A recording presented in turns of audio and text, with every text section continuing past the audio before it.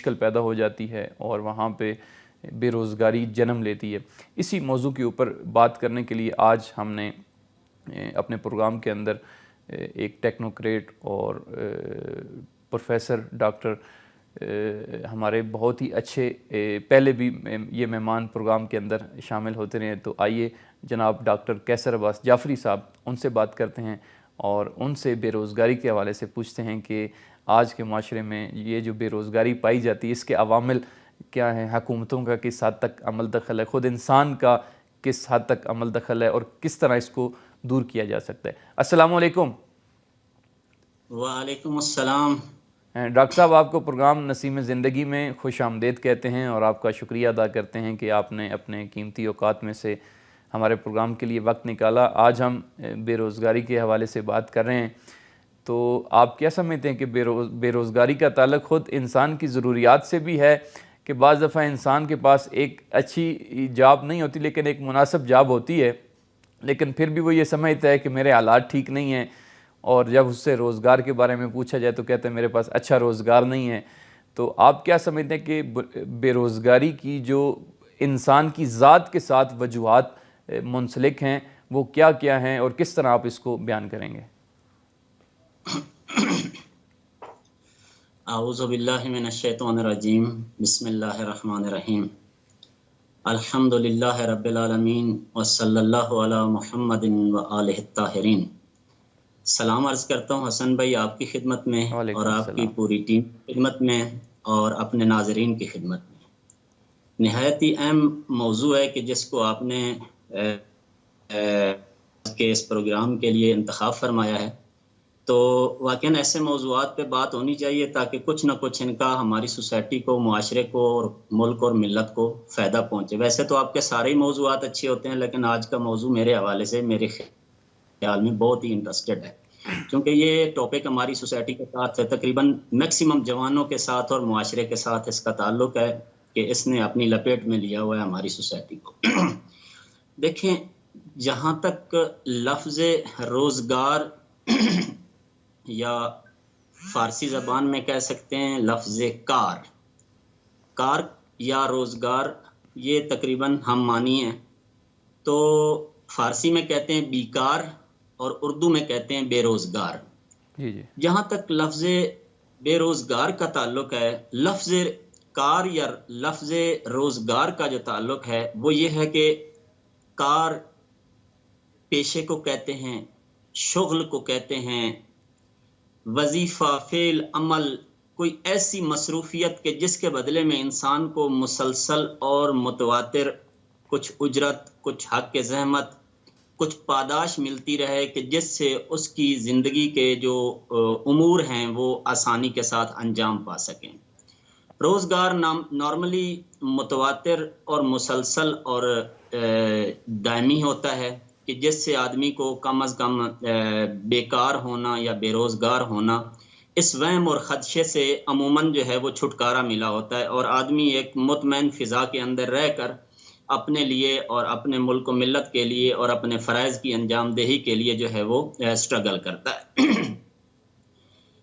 لفظ روزگار کی جہاں تک بات ہے تو وہ یہی ہے کہ مثلاً یہ کسی شغل کا ہونا، کسی کام کا ہونا یا یہ وہ۔ جہاں تک اس کی اہمیت ہے، اہمیت یہ ہے حسن بھائی کہ آپ دیکھ سکتے ہیں کہ قوموں میں جب روزگار ہوتا ہے اور وہ مصروف ہوتی ہیں اپنے اپنے فرائض کی انجام دہی میں، تو وہ ترقی کی راہ پر ہوتی ہیں، اور ملک ہوں، قومیں ہوں، تنظیمیں ہوں، خاندان ہوں، قبیلے ہوں، جو بھی ہوں، جو برسر روزگار ہوتے ہیں وہ ڈیفینیٹ جو ہے وہ بلندی کی طرف جا رہے ہوتے ہیں، اور جو بے روزگار ہوتے ہیں وہ ظاہراً پستی، چونکہ ہر انسان ڈیلی اس کے ایکسپنسز ہوتے ہیں، اخراجات ہوتے ہیں، یہ اخراجات نکالنے کے لیے اس کے پاس ذریعہ درآمد یا ذریعہ آمدنی ہونا چاہیے کہ جو جن لوگوں کے پاس نہیں ہوتا پھر وہ دوسروں پہ برڈن ہوتے ہیں۔ میں سب سے پہلے اس مسئلے کو دینی نقطہ نظر سے آپ کی خدمت میں پیش کر دوں، اور اس کے بعد ہم چلتے ہیں کہ اس کے علل و عوامل ہماری سوسائٹی میں کیا ہیں اور کیوں بے روزگاری زیادہ ہے۔ جہاں تک دینی نقطہ نظر کا تعلق ہے تو وہ یہ ہے کہ دین اس کام کے اوپر بہت زیادہ تاکید کرتا ہے۔ دین کہتا ہے جو شخص اپنے روزگار کی تلاش میں اپنے بچوں کی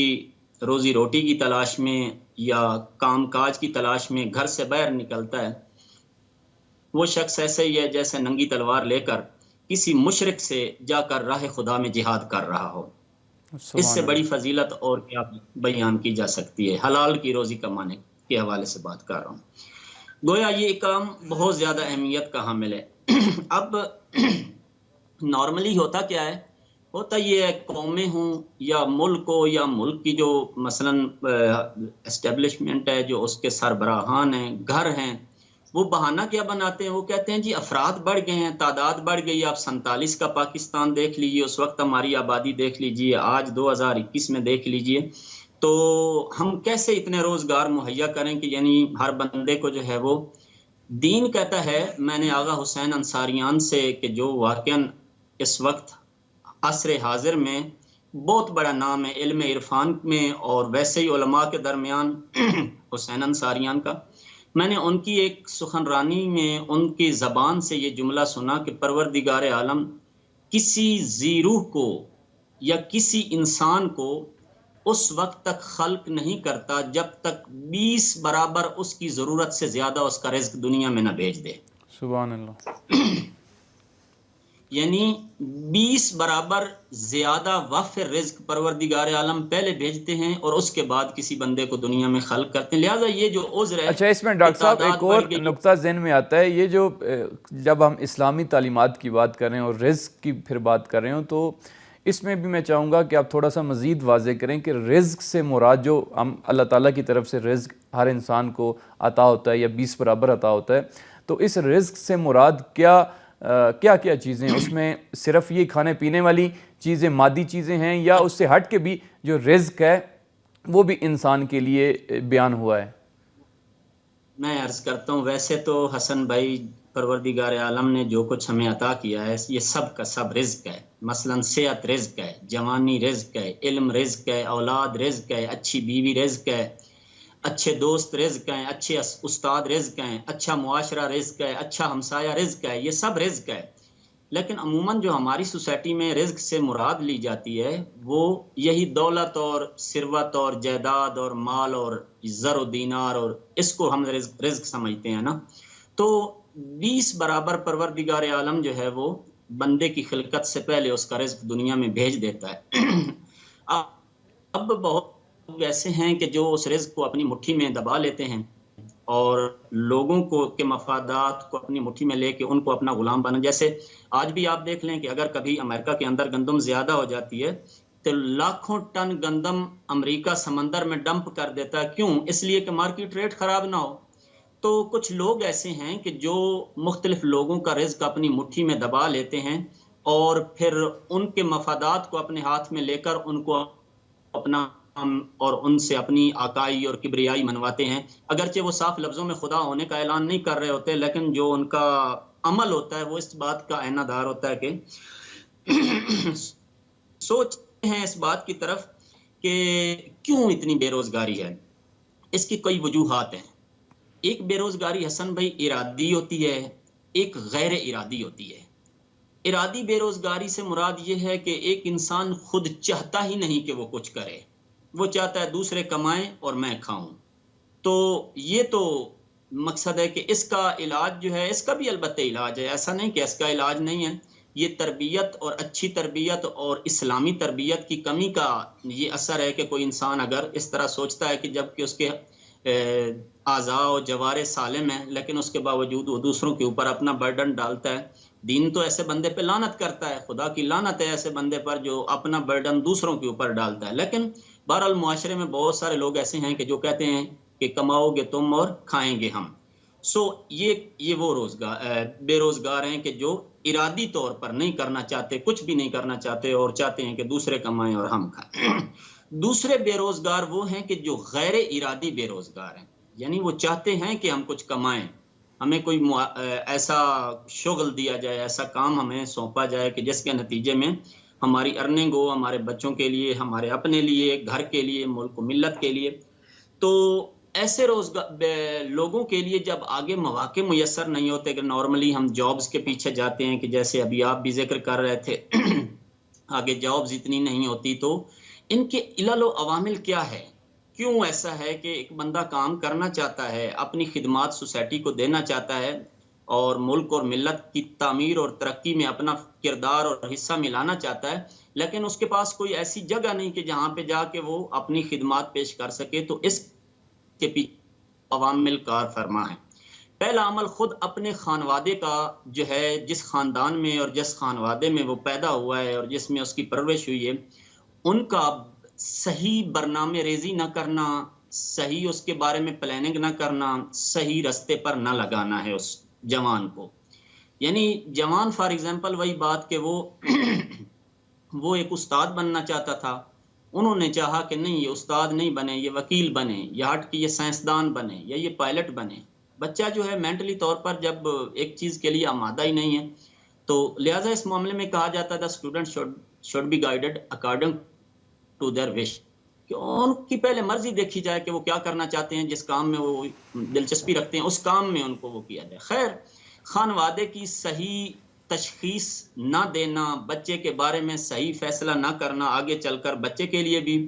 اور معاشرے کے لیے بھی اور ملک ڈاکٹر کے صاحب لیے بھی ہمارے پاس مصیبت ابھی کا جو باعث. ٹائم ہے وہ 1.5 منٹ ہے، 1 سے 1.5 منٹ، اسی کے اندر ہم چاہیں گے کہ باقی نکات بھی جو آپ ذکر کریں تیزی کے ساتھ وہ بھی ہمارے ناظرین تک منتقل کیجیے گا. ملکی جو حکمران ہیں ان کی کوتاہیاں ہیں. جب حکمرانوں کے پاس کوئی پلاننگ نہیں ہوتی ملک کی اقتصادی ترقی میں اور ملک کے افراد کو مشغول کرنے میں، تو پھر دوسرا نتیجہ یہ ہوتا ہے کہ اس میں جو ہے عوام بے روزگار ہو جاتی ہے، اور وہ پھر جہاں لڑائیاں ہیں یا جتنی بھی مشکلات ہیں، دہشت گردی ہے، لڑائیاں ہیں، جھگڑے ہیں، یہ جنم لیتے ہیں.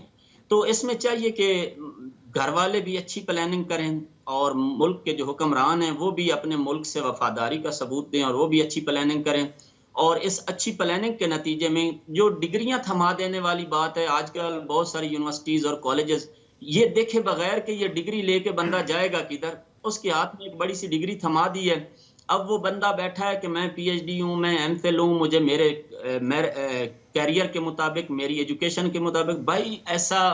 جو ہے وہ آپ بڑے بڑے ممالک میں چلے جائیں، نہ پہلے کبھی ایسا ہوا ہے نہ آپ شروع کریں، بسم اللہ پڑھ کے شروع کر دیں، آہستہ آہستہ اللہ آپ کو سطح پہ لے جائے گا جو آپ کا مقام اور منصب ہے. لیکن دوسری طرف ڈاکٹر صاحب یہ بھی ہے نا کہ وہ کہتے ہیں کہ در بدر بھٹکنا کیا دفتروں کے جنگل میں،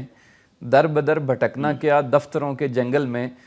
بیلچے اٹھا لینا ڈگریاں جلا دینا. تو آج کل تو جو دفتروں کے چکر لگواتے ہیں اور جو کچھ ہو رہا ہے ممالک کے اندر خصوصاً ڈگری والے افراد کے ساتھ بھی، وہ بھی بہت وحشتناک ہے. بہرحال ہم آپ کا شکریہ ادا کرتے ہیں، اپنا ڈھیر سارا خیال رکھیے گا. آپ کی گفتگو سے ہمارے ناظرین نے بہت استفادہ کیا. انشاءاللہ آئندہ بھی آپ کو زحمت دیں گے. اپنا ڈھیر سارا خیال رکھیے گا. خدا حافظ. بہت شکریہ، جزاک اللہ. جی ناظرین، ڈاکٹر قیصر عباس جعفری صاحب ہمارے ساتھ لائن پہ موجود تھے. یہاں پہ ایک پروگرام میں چھوٹا سا حصہ شامل کرتے ہیں، ملتے ہیں اس کے بعد، ہمارے ساتھ رہیے گا.